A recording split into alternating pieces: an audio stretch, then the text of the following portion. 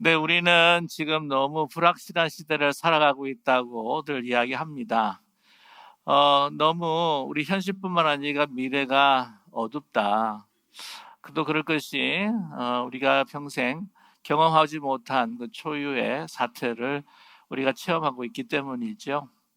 그 어느 누구가 코로나19가 이렇게 우리에게 닥쳐올 줄 어떻게 예상할 수 있었습니까?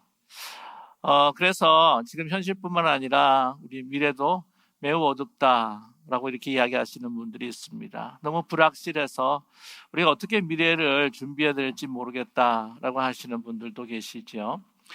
어떤 분들은 아마 이게 조금 더 부정적인 마음과 생각을 가지고 이야기하는 것이 또 있겠지만, 10년 안에 또 이 코로나19보다도 더 치명적인 그러한 전염병이 아마 발생할 것이다 라고 그렇게 이야기하시는 분들도 계십니다. 이러한 여러 가지 우리 닥쳐오는 정말 폭풍우같이 몰려오는 많은 문제들이 있습니다.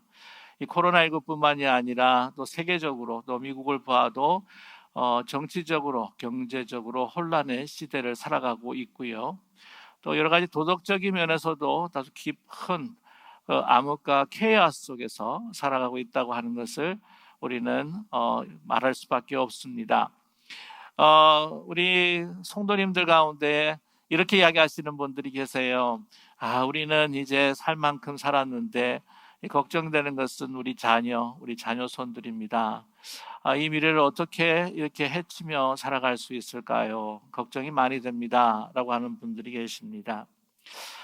이 불확실한 미래를 우리가 어떻게 준비할 수 있을까요? 불확실한 미래가 어떻게 우리에게 어떤 모습으로 펼쳐질까요? 그러나 분명히 확실한 것은 무엇이냐면 우리의 미래가 어떻게 될 것이냐 확실하게 말씀을 드릴 수 있는 것은 예수 그리스도께서 다시 오신다고 하는 사실입니다. 바로 예수님이 재림하신다. 오늘 함께 나누었던 본문 말씀 마지막 44절의 결론이 무엇입니까? 인자가 오리라. 이것으로 우리의 모든 세계, 우리 인간의 역사가 이제는 멈추고 하나님의 세계가 도래해서 이제 다 부패하고 오염되고 불완전한 이 모든 이 세상이 온전한 그 첫 번째 창조처럼 회복되게 될 줄로 분명히 믿습니다. 불완전했던 우리의 모습, 마음, 영혼 이 모든 것들도 하나님께서 예수 그리스도 안에서 온전케 하여 주시고 또 우리로 하여금 부활체로 영원케 하여 주실 줄로 믿습니다. 이것이 우리의 분명한 미래에 대한 소망이라고 하는 것이죠. 인자가 오신다. 이 재림의 역사, 이 재림의 역사와 소망을 가지고 살아가는 이들이 바로 그리스도인이다. 종말론적인 그 소망으로 살아가는 이들이 바로 우리다. 이렇게 말할 수 있습니다. 이 믿음의 사람들, 예수님의 제자도 예수님께서 재림하신다 라고 하는 재림신앙으로 그 수많은 힘든 시간들 그리고 박해와 모든 핍박을 이기면서 믿음으로 승리했던 것이 우리 믿음의 선진들이었습니다. 이렇게 재림의 신앙이 우리에게 소중하고 중요합니다. 우리는 잊지 않아야 합니다. 그래서 크리스마스를 기다리는 이 첫 대강절, 전통적으로 교회에서 우리에게 주는 메시지가 무엇이냐면 바로 이 재림의 신앙이라고 하는 것이죠. 예수님께서 이제 이 땅에 오셨던 것처럼 아기 예수님으로 오셨지만 그러나 부활 승천하셔서 이제는 재림주로 심판의 주로 다시 오신다라고 하는 것이 대강절 첫째 주일의 바로 핵심적인 메시지입니다. 말씀드렸다시피 이 대강절 첫째 주일이라고 하는 것은 교회력으로 봤을 때의 새해 첫날입니다. 태양력으로 보게 되면 12월 30일이 마지막 날이고요. 또한 1월 1일이 태양력으로 볼 때의 새해 첫날이지만 그러나 이 교회력이라고 하는 것, 하나님의 시간으로 보았을 때의 이 대강절이 바로 새해의 첫째 날이라고 하는 것이죠. 본래 새해 첫째 날이 참 중요합니다. 왜 그렇습니까? 삶에 있어서 자기가 바라고 소원하는 것이 올해는 이루어지면 좋겠다라고 하는 그러한 소망이 있지 않습니까? 그 소망을 향해서 세상 사람들은 살아간다고 하는 것이지요. 세상 사람들은 우리 믿는 사람이나 믿지 않는 사람이나 또 이 세상의 많은 복들을 누리면서 살아가기를 원합니다. 저도 우리 믿음의 성도님들이, 믿음의 형제 자매들께서 이러한 하나님께서 주시는 이 땅의 복이 넘치도록 살아가기를 원합니다. 그러나 그것보다도, 그 소망과 희망보다도 더 중요하고 궁극적이고 정말 얼티밋한 그러한 소망이 뭐냐? 바로 재림신앙이라고 하는 것이죠. 주님께서 다시 오신다는 것입니다. 얼마나 그 소망이 중요하기에 교회력으로 봐서 첫째 날 그 소망으로, 그 희망으로 우리는 희망의 촛불을 밝히면서 우리가 지내겠습니까? 우리는 이것을 잊지 말아야 한다고 하는 것이죠. 예수님께서 다시 오신다, 다시 재림하신다 라고 하는 그 궁극적인 소망을 가지고 이 땅을 살아가는 종말론적 신앙을 가지고 살아가는 사람들이 바로 우리이기 때문이죠. 선진들과 믿음의 선배들뿐만이 아니라 우리도 지금 현대 이 삶을 살아갈 때에도 그 궁극적인 소망을 잊지 않고 살아가야 한다고 하는 것이죠. 그래서 이 절기를 이렇게 지킨다고 하는 것이 사실 얼마나 중요한지 모릅니다. 이 절기를 지킬 때에 하나님의 때가 무엇인지, 그 때에 따라서 하나님께서 우리에게 주시는 가장 중요한 메시지가 무엇인지, 살아가면서 우리가 놓치지 말고 망각하지 말고 잊지 말아야 할 우리 신앙의 핵심이 무엇인지를 우리에게 가르쳐 주시는 그 시간들이 바로 이 교회 여기요, 교회 시즌이라고 하는 것이죠. 예수님의 재림은 분명히 우리에게 올 것입니다. 이건 분명한 사실입니다. 예수님의 초림만큼 분명한 역사적인 사실이 재림의 역사로 나타날 것입니다. 예수님께서 땅 위에서 오시리라고 하는 구약의 예언이 456회로 이렇게 나타난다고 합니다. 그런데 예수님께서 이 땅에 다시 오실 것이다 라고 하는 그러한 이 약속은 얼마가 되느냐? 구약과 신약을 다 합하게 되면은 바로 1518회가 된다고 하는 거죠. 그 가운데에서 신약만 따져도 예수님께서 다시 오신다라고 하는 그 예언의 말씀이 318회가 된다고 합니다. 자, 예수님께서 초림에 대한 예수님의 초림에 대한 예언이 구약에서 456번 나타났는데 그것이 하나님의 뜻 가운데에 이루어졌고 또한 역사적인 사실로 나타났다는 것이죠. 그것은 신화의 이야기가 아닙니다. 전설 같은 이야기가 아닙니다. 역사적으로 이루어진 예수 그리스도의 탄생이요 초림이었습니다. 그렇게 이야기한다면 구약과 신약을 통틀어서 1518회나 이렇게 반복하며 주님께서 다시 오실 것이다, 만왕의 왕 심판주로 오실 것이다, 인자가 오실 것이다 라고 하는 것이 어떻게 이루어지지 않을 수가 있겠습니까? 분명히 이루어진다고 하는 것이죠. 이것은 초림과 마찬가지로 이 재림은 예수님의 그 분명한 역사적인 사실로 우리에게 나타나며 드러나게 될 것입니다. 이것은 신화적인 어떤 이야기가 아닙니다. 전설과 같은 전승에서 내려오는 이야기가 결코 아니라고 하는 것이죠. 여러분, 재림이라고 하는 것 얼마나 이 초대교회 성도들, 우리 믿음의 선지자들 중요한 것인지, 그들은 예배 때마다 마라나타, 예배가 끝나고 난 다음에 마지막 기도를 마라나타 주 예수여 오시옵소서. 우리는 매 주마다 우리 주님 앞에 신앙으로 고백하지 않습니까? 하늘에 오르사 전능하신 하나님 우편에 앉아 계시다가 저리로서 산자와 죽은 자를 심판하러 오시리라. 하나님의 말씀이 선포되는 이 교회, 이 재림의 신앙, 이 소망이라고 하는 것이 가장 궁극적이요, 우리 인간 역사의 마지막 파이널 챕터라고 하는 것을 우리에게 분명히 나타내주고 계시는데, 저와 여러분 이 세상에 이 땅에서 복을 누리고 하나님께서 주시는 그 은사들을 누리고 살아가는 것도 중요하지만, 이러한 분명한 하나님께서 우리에게 원하시는 재림의 소망을 잊지 않고 살아가는 저희 모두가 되기를 간절히 소망합니다.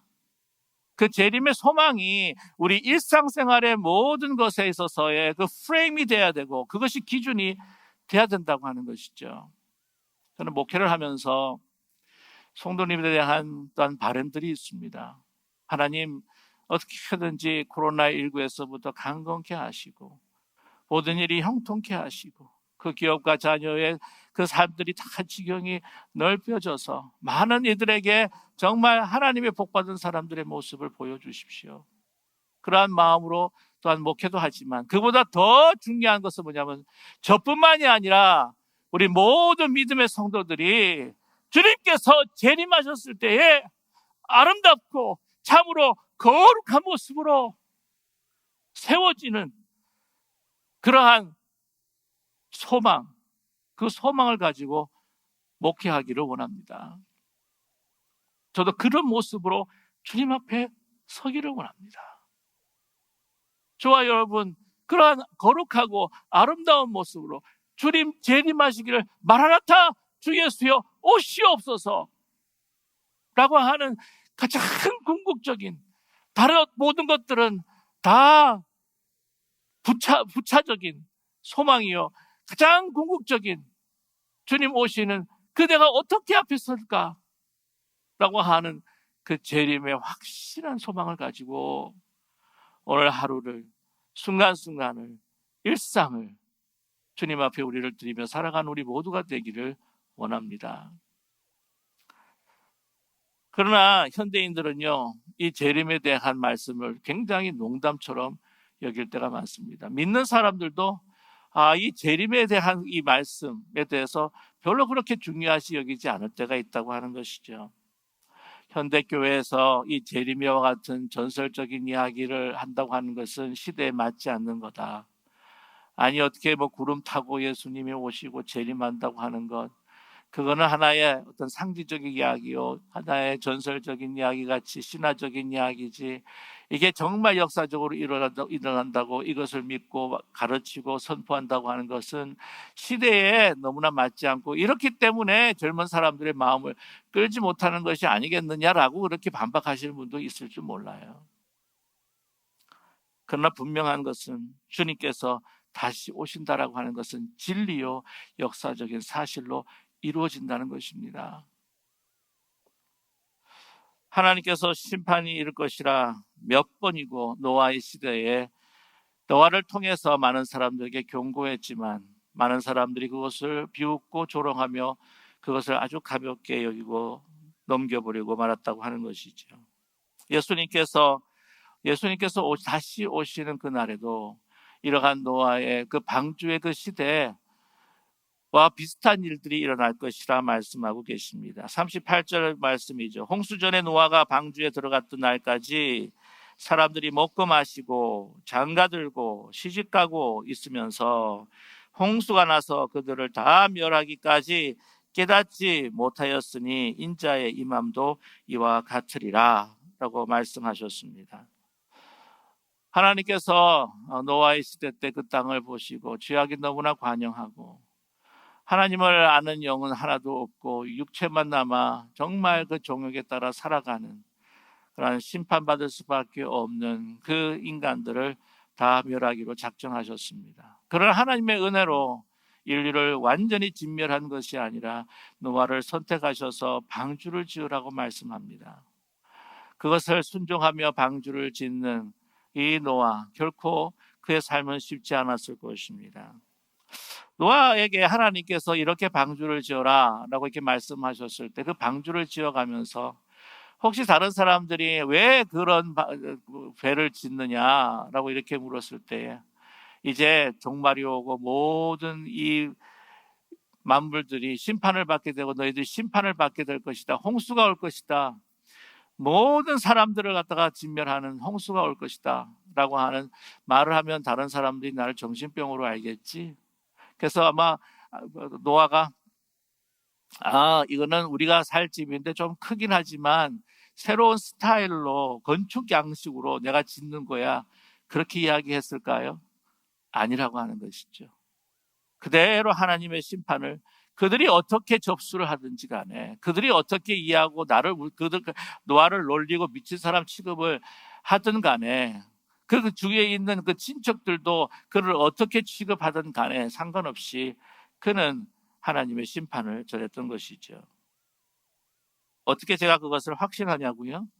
베드로후서 2장 5절에서 말씀하고 있습니다. 성경은 분명히 우리에게 증언하고 있습니다. 옛 세상을 용서하지 아니하시고 오직 의를 전파하는 노아와 그 7식구를 보존하시고 경건하지 아니한 자들의 세상을 홍수를 내리셨으며, 뭐라고 말씀하고 계십니까? 옛 세상을 용서하지 아니하시고 오직 의를 전파하는 노아와 그 7식구라고 그렇게 말하지 않습니까?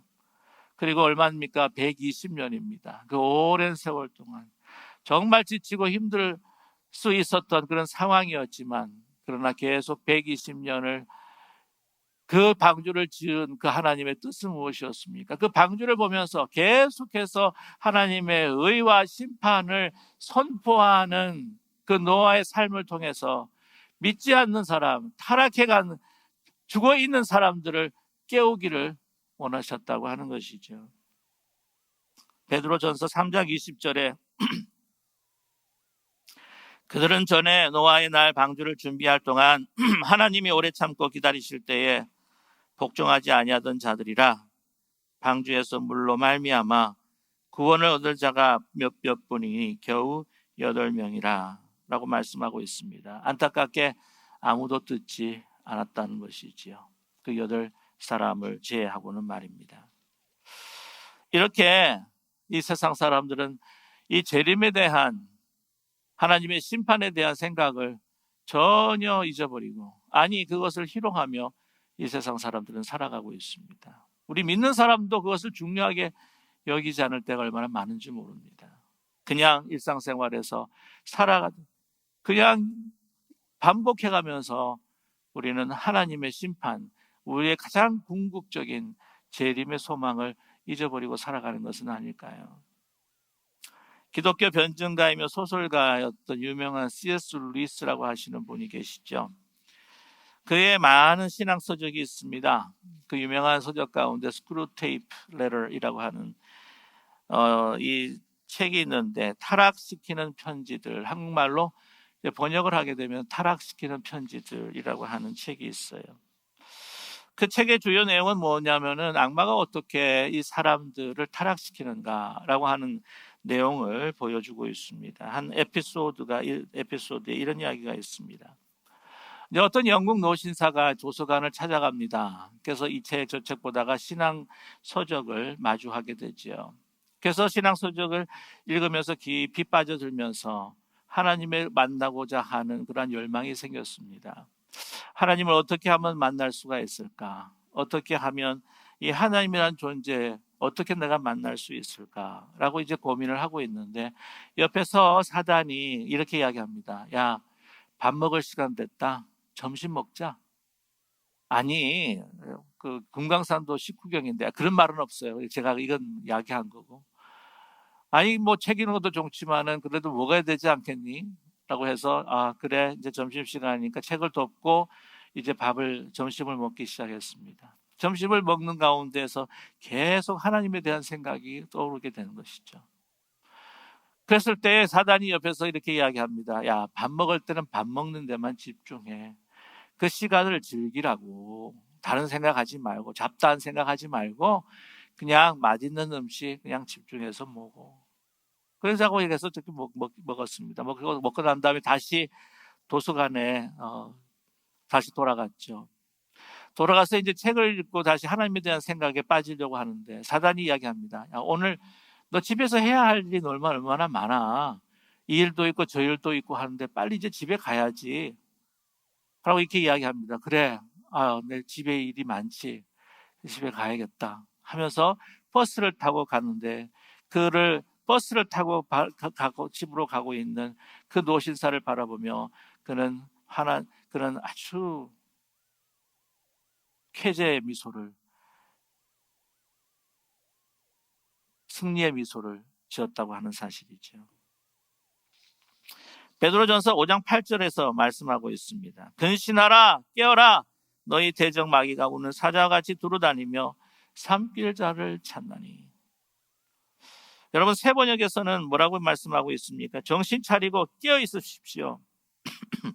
여러분의 원수 악마가 우는 사자와 같이 삼킬 자를 찾아 두루다닙니다.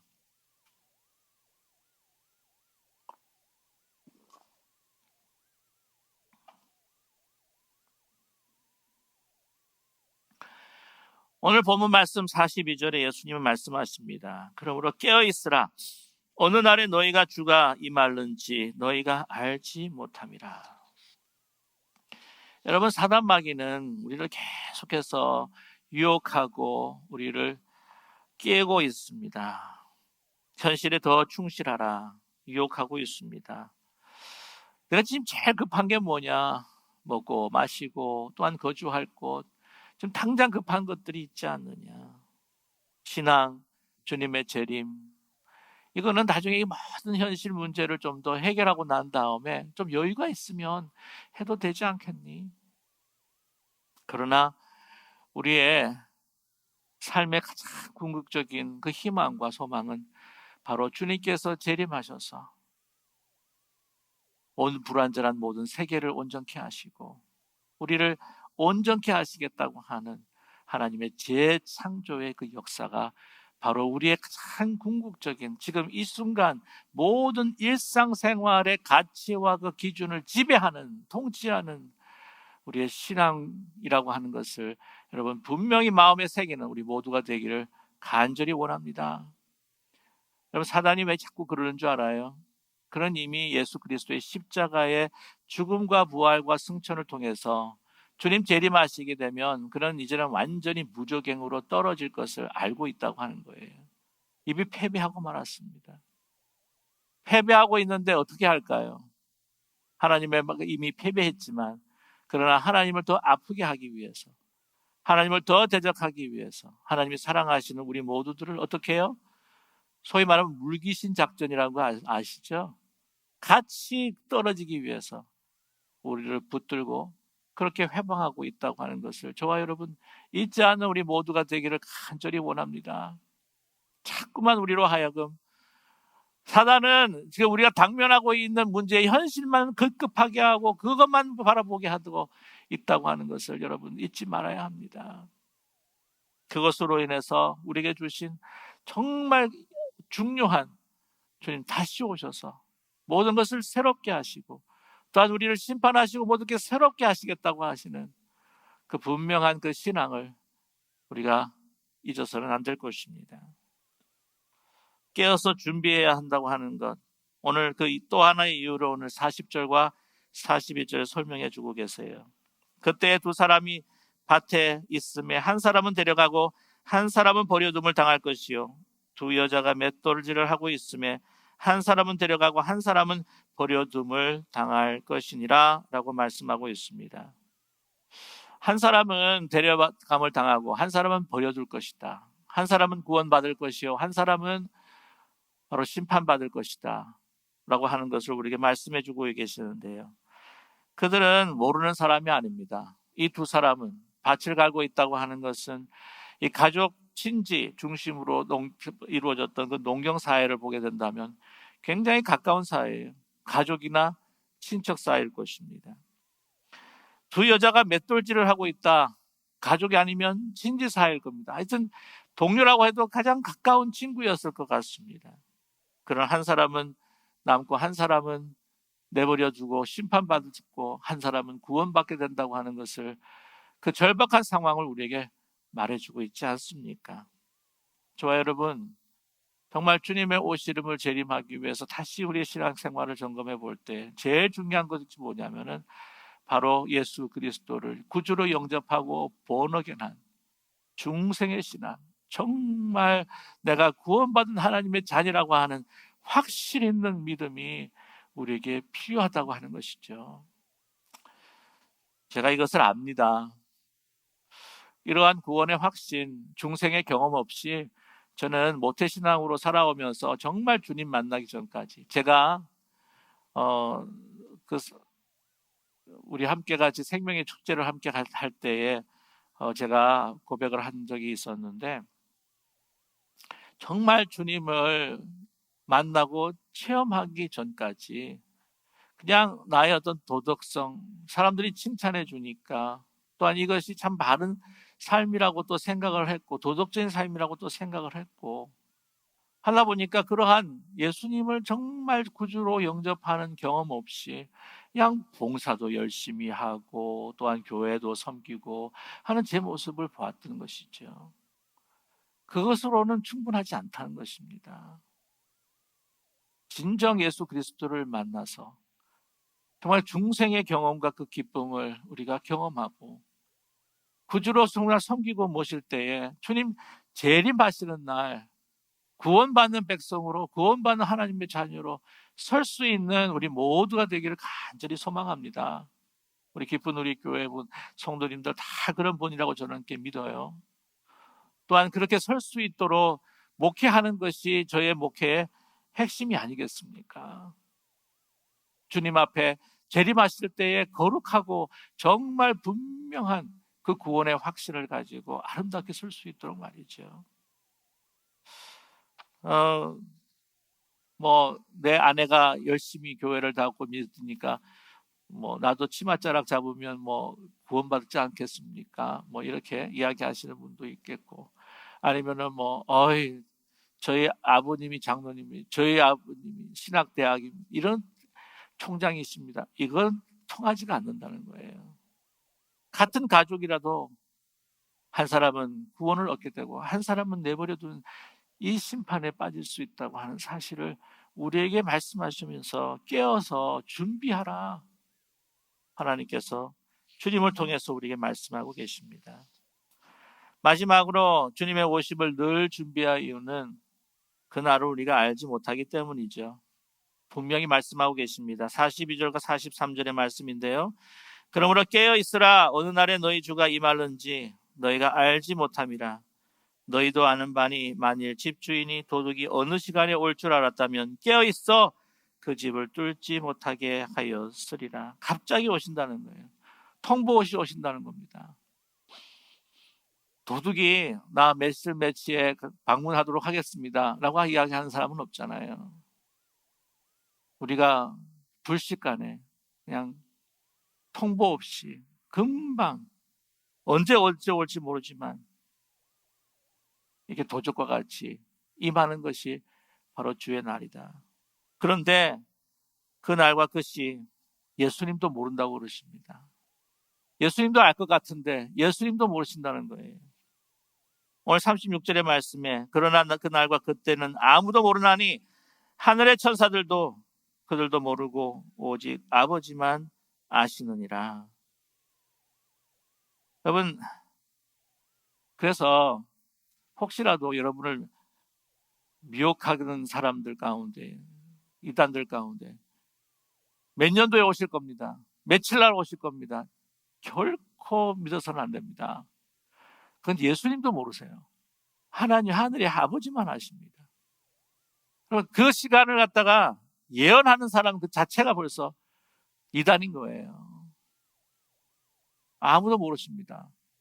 예수님도 모르신다고 합니다. 하늘 아버지, 성부 하나님만 아신다는 거예요. 이렇게 여러분 이렇게 모르는 것, 저는 그게 은혜라고 생각을 해요. 왜 예수님이 우리에게 알려주시지 않으실까? 여러분, 알려주면 더 잘 준비할 것 같다는 생각을 우리가 가끔 하게 되게 되는데 그것도 아닌 것 같아요. 알려주시면 벼락치기 할 것 같아요. 벼락치기. 며칠 날 오게 되면은 거기에 한 잡아져서 한 이틀, 사흘 전에 막 회개하고 막 용서하고 하고 그 전까지는 그냥 내 뜻대로 살고 내가 살다가 그냥 며칠 남겨두고 벼락치기. 여러분 공부할 때 벼락치기 해보신 적이 있으시죠? 벼락치기는 실력으로 남지를 않습니다. 그죠? 또 여러 가지가 이유가 있겠죠. 그러면 일상에 정말 주님을 준비해서 가르쳐주지 않으면 매일매일 일상을 준비하면서 하나님의 뜻 가운데 살아갈 수 있지 않겠습니까? 또 그날을 알게 되면 어떻게 되죠?